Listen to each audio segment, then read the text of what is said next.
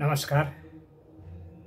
म आज यहाँहरूलाई एउटा रमाइलो कथा सुनाउन गइरहेको छु।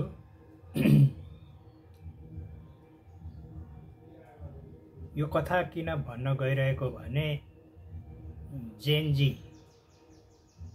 आन्दोलनले मुलुकको वित्तीय क्षेत्र, सरकारी क्षेत्र, वित्तीय क्षेत्र, विभिन्न व्यापारिक प्रतिष्ठानहरू, सरकारी कार्यालयहरू, देशभरिका ध्वस्त खरानी भएको छ। त्यो आन्दोलन पछाडि 23 र 24 गते भएको आन्दोलनकै सन्दर्भमा यो ओदे सरकारको नालायकीले गर्दा सामाजिक सञ्जाल अकस्मात बन्द गर्नाले जेनजी पुस्ता सडकमा आए र त्यो बेलैमा जेनजी पुस्ताले राखेको भ्रष्टाचार, सुशासनको माग र सामाजिक सञ्जालको निर्बाध उपयोग अथवा अभिव्यक्ति स्वतन्त्रताको पक्षमा उनीहरूको जुन माग थियो त्यो बेलामा सम्बोधन गरिदिएको भए यस किसिमको ध्वंस हुने थिएन। यस किसिमको वित्तीय संस्थादेखि लिएर सरकारी सङ्घ संस्थाहरू, सङ्गठनहरू, संरचनाहरू ध्वस्त हुने थिएन। केन्द्रीय प्रशासनिक इकाइ रहेको सिंहदरबार यसरी ध्वस्त हुने थिएन।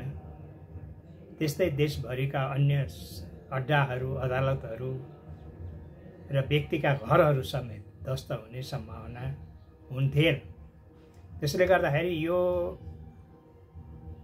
सबै कुराको कारणको पछाडि चाहिँ ओदे सरकार, ओली देउपा सरकारमै जान्छ।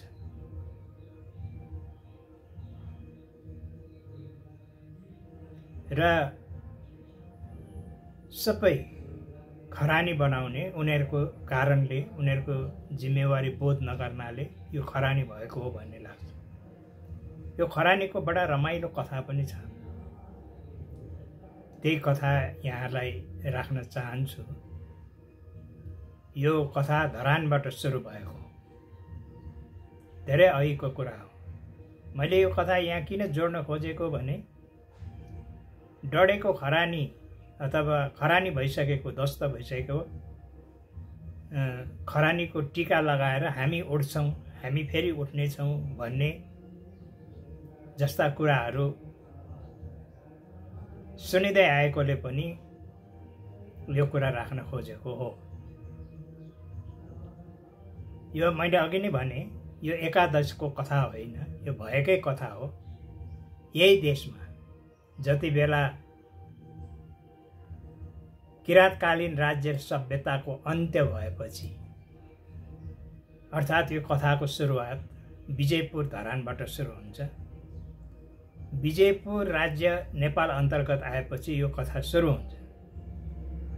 त्यही विजयपुरको काखमा रहेको चारकोसे झाडी मास्तिरको धरान भन्ने सहर उदय भयो। राणाहरूले अथवा जुद्ध शमशेरले जुद्धनगर बनाए र चन्द्र शमशेरले चन्द्रनगरको नाममा बनाएको नयाँ सहर र पुरानो सहरको बजारको पुल जोड्ने आजको धरान हो। पछि औलो मलेरिया उन्मूलन भयो र त्यो धरानको बस्तीहरू बाक्लिन थाल्यो, विस्तार हुन थाल्यो। जब 2013 सालदेखि बेलायत सरकारले अथवा ब्रिटिसले त्यहाँ बीजीडी, ब्रिटिस गोर्खा डिपोको स्थापना गर्यो अथवा गोर्खा भर्ती केन्द्रको स्थापना गर्यो। त्यो खोलेपछि यो सहरको फैलावट झनै बढ्यो। त्यसै बखत 11 सालमा कोशी सम्झौता भएको थियो र त्यो कोशी सम्झौता भएपछि धरानबाट कोशीको नहर बनाउन, कोशी भीम नहर ब्यारेज बनाउन चाहिँ त्यहाँबाट ढुङ्गा लाने क्रममा त्यहाँ रेलवे लिग पनि स्थापना गरियो अथवा रेलवेको व्यवस्था गरियो, ढुङ्गे रेलको व्यवस्था गरियो। धरानबाट भीमनगर कोशी ब्यारेजसम्म त्यहाँ रेलवे स्थापना गरियो। त्यसैले जहाँ रेलवे स्टेसन थियो धरानमा त्यसको अझै पनि नाम रेलवे नै छ।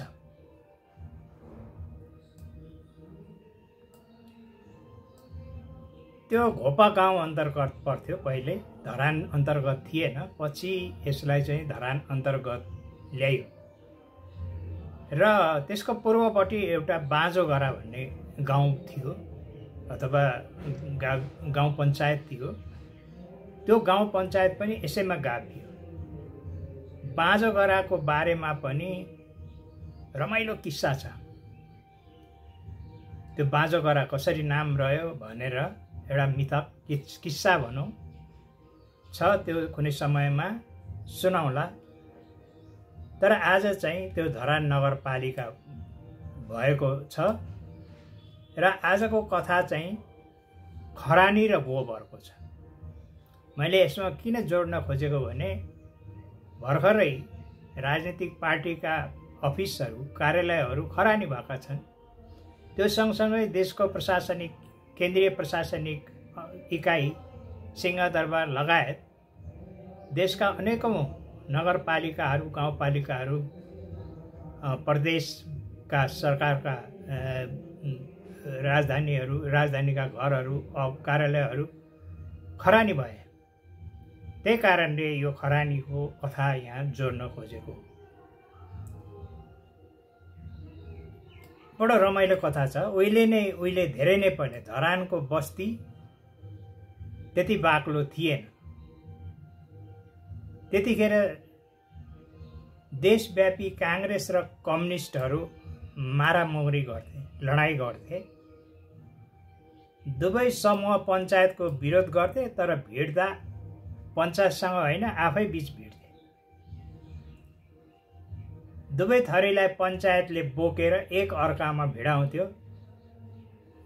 जसरी नुवाकोटमा गोरु जुधाउने गरिएको छ अथवा देशका विभिन्न भागमा गोरु जुधाइ प्रतिस्पर्धा हुन्छ, त्यसरी नै काङ्ग्रेस र कम्युनिस्टलाई पञ्चायतले चाहिँ गोरु जुधाए जस्तो जुधाइरहन्थ्यो।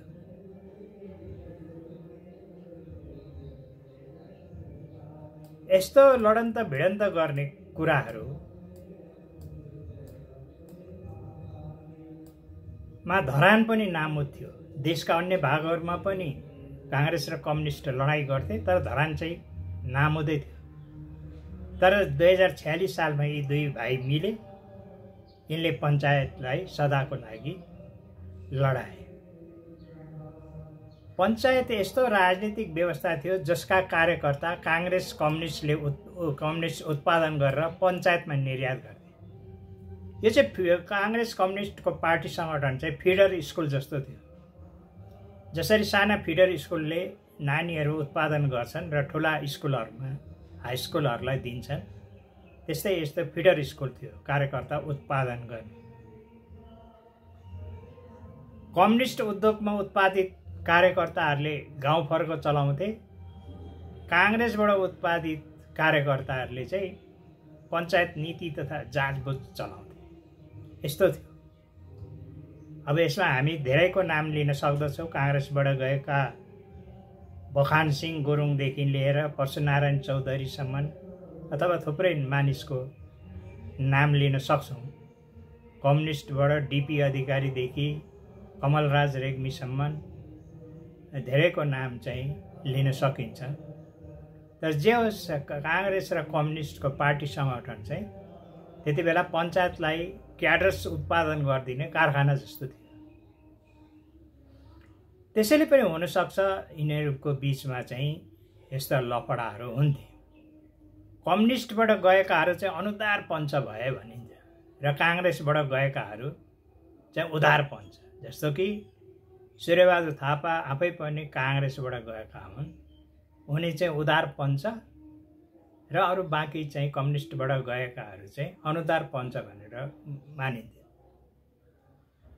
यिनकै कम्युनिस्ट र काङ्ग्रेसकै निर्यात गरेको कार्यकर्ताले पञ्चायत चलेको। पञ्चायतले त केवल हुल्लडबाजहरू मात्रै जन्मायो। पञ्चायतले जन्माएको भनेको चाहिँ मण्डलेहरू मात्रै हो। त्यतिखेरकै कुरा हो यो। कुरा पञ्चायत कालकै हो। कथा हाल्न खोजेको गोबर र खरानीको हो। तर कथा हाल्नलाई कुराको बाना त मिलाउनै पर्यो। बाना मिलाउनै भएकोले यति कुरा कथ्नु पर्यो। धरान सहर त्यति बेला कम्युनिस्ट कार्यकर्ता उत्पादन गर्ने प्रमुख औद्योगिक क्षेत्र थियो। पहाडबाट धरानमा उच्च शिक्षा हासिल गर्न आउँथे र त्यहाँ चाहिँ तिनीहरू चाहिँ कम्युनिस्ट कार्यकर्ता बन्थे, स्वभावै बन्थे। त्यसले गर्दाखेरि त्यसलाई चाहिँ कम्युनिस्ट कार्यकर्ता उत्पादन गर्ने औद्योगिक क्षेत्र मान्दा पनि हुन्छ। कम्युनिस्ट पार्टीका उपल्ला नेता नभए पनि नखटे पनि धरानमा गर्वमै कम्युनिस्ट भए चाहिँ यहाँ प्रकट हुन्थे। तर धरानमा काङ्ग्रेस नभएका भने होइन। त्यहाँ दुई खालका काङ्ग्रेस भनिन्थे। एउटा भैँसी खाने अथवा नेवारी समुदायको काङ्ग्रेस, अर्को भैँसी नखाने अर्थात् गैर नेवार काङ्ग्रेसहरू भनौँ, छेत्री बाहुनहरू, खस छेत्री बाहुनहरू। त्यस खालका दुई जातका 100 बढ्कर 1 चाहिँ काङ्ग्रेसीहरू थिए। तर धरानमा बिस्तारै कम्युनिस्टहरूको फैलावट चाहिँ चिप्ले किरा सरह भयो। अहिले एउटा त्यहाँ चिप्ले किरा छ धरानमा, जसले सागसब्जी सुँगुना साथ चाहिँ नै त्यो मर्छ, बिरुवाहरू मर्छन्। त्यस्तै चिप्ले किरा जस्ता अथवा सलह जस्ता भनौँ, सलह जस्तो चाहिँ कम्युनिस्टहरू हुन्थे। धरान आए कि कम्युनिस्ट भइहाल्ने।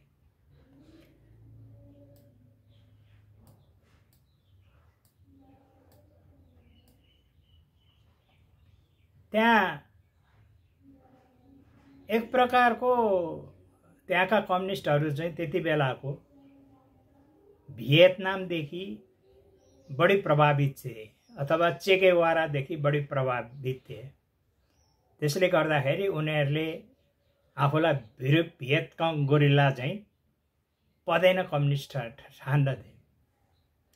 चीनको रोमान्टिक क्रान्तिकारिताको प्रचारले बाहिरबाट आउनेलाई कम्युनिस्ट पथतिर आकर्षित गरेको थियो। चीन र सोभियत सङ्घबाट आउने रङ्गीन पत्रिका चीन सचित्र, पेकिङ रिभ्यू, सोभियत भूमि, माओका रेड बुक र सम्पन्न चिनिया राजनीतिक साहित्यले तिनलाई आकर्षित गर्दथे, जुन कुरा काङ्ग्रेसी संसारमा पाइँदैन थियो।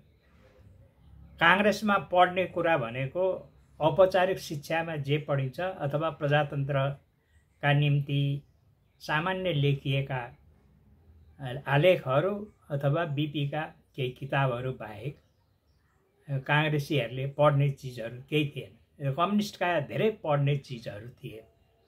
माओका रेड बुक, के अरे चिनिया साहित्य, ल्युसनका उपन्यासहरू, कथाहरू, अन्तोन चेखभका कथाहरू अथवा रसियन साहित्य, यी सबै पढ्ने चिजहरू चाहिँ नि उनीहरूले पाउन सक्थे र आकर्षण त्यसरी भएको थियो। फलस्वरूप जानेर नजानेर, चाहेर नचाहेर कम्युनिस्ट हुनु एउटा रमाइलो पक्ष थियो। धरानमा आइसकेपछि, धरानमा आउँदाखेरि रमाइलो पक्ष थियो। त्यहाँ कस्तोसम्म थियो भनेदेखि पञ्चायतमा पनि चुनावहरू हुँदा कतै न कतै कम्युनिस्टहरू विचार लिएकोहरूले नै जितेका थिए। पछिल्लो चोटि मात्रै हो, केही 10 वर्ष अगाडिदेखि त्यहाँ कम्युनिस्टहरू पतन हुन थालेको अथवा चुनावी राजनीतिमा पछाडि पर्न थालेको करिब 10 वर्ष अगाडिदेखि हो।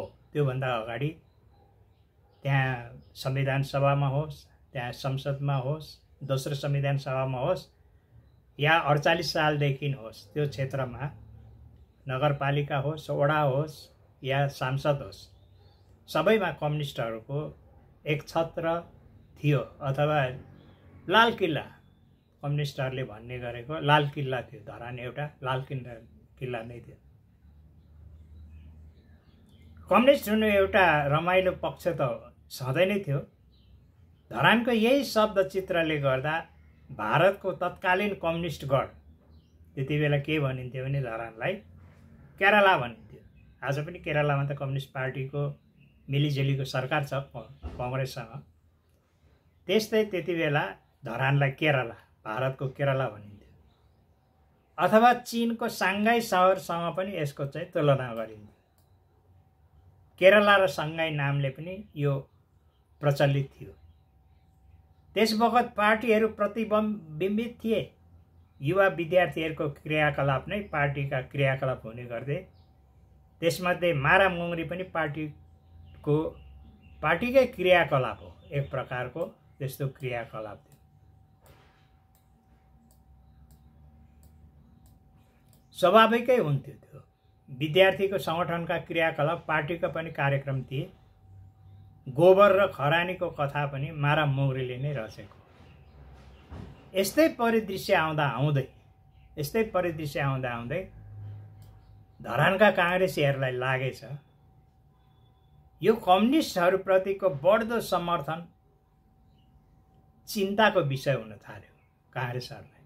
कसरी कम्युनिस्टहरू धरान आउन साथ, कुनै मान्छे धरान आयो पहाडबाट, ताप्लेजुङबाट अथवा मेची, कोशी, सगरमाथाका पहाडी जिल्लाहरूबाट धरान आउन साथ किन कम्युनिस्ट हुन्छ भनेर उनीहरू चिन्तित हुन थालेछन्। र उनीहरू कम्युनिस्टप्रति बढ्दो आकर्षणको गुदी कुरा केलाउन लागेछ। अब यसको गुदी चाहिँ के रहेछ? कम्युनिस्टहरू त हुन्छन्, तर त्यो के कारण बेगर त हुँदैन। कुनै कारण त हुनुपर्छ नि कम्युनिस्ट हुनलाई। त्यसै खामखा कम्युनिस्ट त हुने होइन।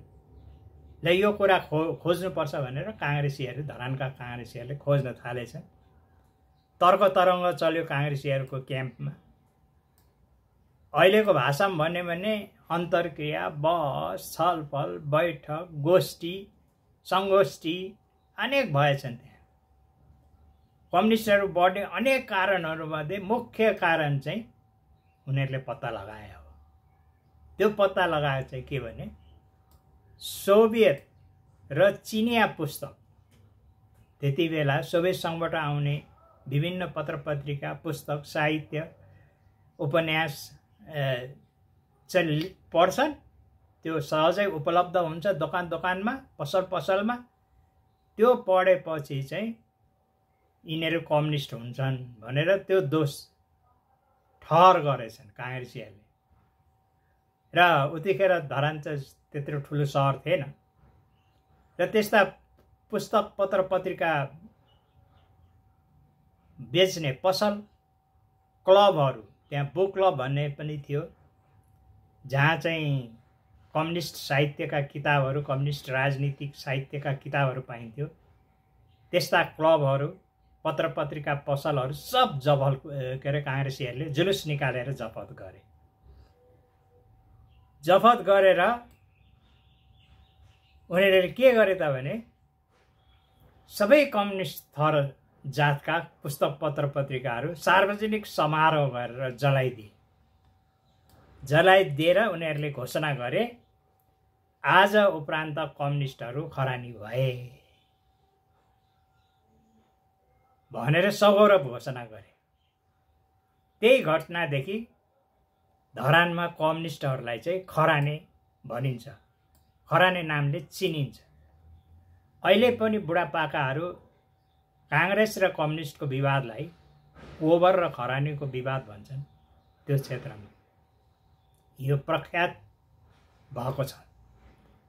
अब यो घटना त भयो त काङ्ग्रेसीले त्यो गरे, कम्युनिस्टहरू पनि के कम। अनि कम्युनिस्टहरूले चाहिँ नि काङ्ग्रेसलाई खोजी हिर्काउन थाले, कुट्न थाले, घर घरबाट लखेट्न थाले, घरैबाट थुतेर ल्याएर विजय जुलुस निकाले, पिट्दै जुलुस निकाले।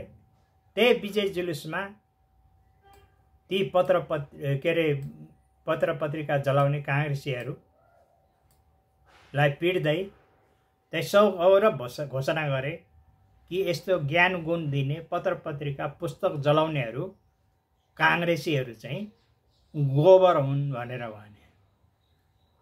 त्यहाँदेखि काङ्ग्रेसीहरू गोबरको रूपमा चिनिन थाले। अहिले पनि तपाईँ जानुभयो भने पुराना बुढापाकाहरूलाई सोध्नुभयो भने काङ्ग्रेस र कम्युनिस्टको सङ्घर्षलाई त्यहाँ गोबर र खरानीको भन्ने चलन छ, अथवा त्यस्तो उम्मेदवार छ भने त्यसलाई काङ्ग्रेसीलाई गोबरको उम्मेदवार र कम्युनिस्टलाई खरानीको उम्मेदवार भनिन्छ। यो कथा मैले किन यहाँ ल्याएको भने केही समय अगाडि वर्तमान प्रधानमन्त्रीका श्रीमान दुर्गा सुवेदीले पनि एउटा अन्तर्वार्ताको प्रसङ्गमा गोबर र खरानीको कुरा उठाएको हुनाले यो कुरा सबैलाई जानकारी होस् भनेर पनि भन्न खोजेको। र अर्को कुरा, यहाँ धेरै गोबरका पनि खरानीका पनि पार्टी कार्यालयहरू डढे, खरानी भए। यसरी जनताको पक्षमा, जनपक्षीय विचारको पक्षमा नलाग्दाखेरि खरानी हुने सम्भावना रहिरहन्छ भन्ने कुरा यसपालिको जेनजी आन्दोलनबाट शिक्षा लिनु पर्दछ। अब काङ्ग्रेसीहरू पनि गोबर मात्रै रहेन, खरानी भए। यो एउटा खरानी हुने उपक्रम हो, खरानी उन्मुख कार्यक्रम हो। यिनीहरूले आफ्ना लोकतान्त्रिक आदर्श, सिद्धान्त, दर्शन, विचार, रणनीति, कार्यनीति अनुसार काम गरेनन् भने जसरी आज खरानीको टीका लगाएर हिँड्दैछन् नेताहरू, त्यसरी नै कुनै दिन साँच्चैको खरानीको टीका लगाएर जोगी भएर हिँड्नुपर्ने दिन नआउला भन्न सकिन्न। त्यसले गर्दा खरानी हुनुभन्दा अगाडि, गोबर हुनुभन्दा अगाडि नै ख्याल गर्नुपर्छ। हुन त खरानी र गोबरको कृषि क्षेत्रमा ठुलो मूल्य छ। यहाँ त्यो मूल्यलाई अवमूल्यन गर्नको लागि खरानी र गोबरको प्रसङ्ग ल्याएको होइन, तर यसपटक भएको जेनजी आन्दोलनमा जुन खरानी बनाउने ध्वंसात्मक क्रियाकलाप भयो, त्यो क्रियाकलाप, खरानी हुने क्रियाकलापको पछाडिको कारण, परिवेश, त्यो राजनीतिक दलहरू, चाहे त्यो काङ्ग्रेस हुन् चाहे त्यो कम्युनिस्टहरू हुन्, तिनीहरूले गरेको हुनाले यो प्रसङ्ग यहाँ ल्याउन खोजेको। यति सुनिदिनु भएकोमा धन्यवाद, नमस्कार।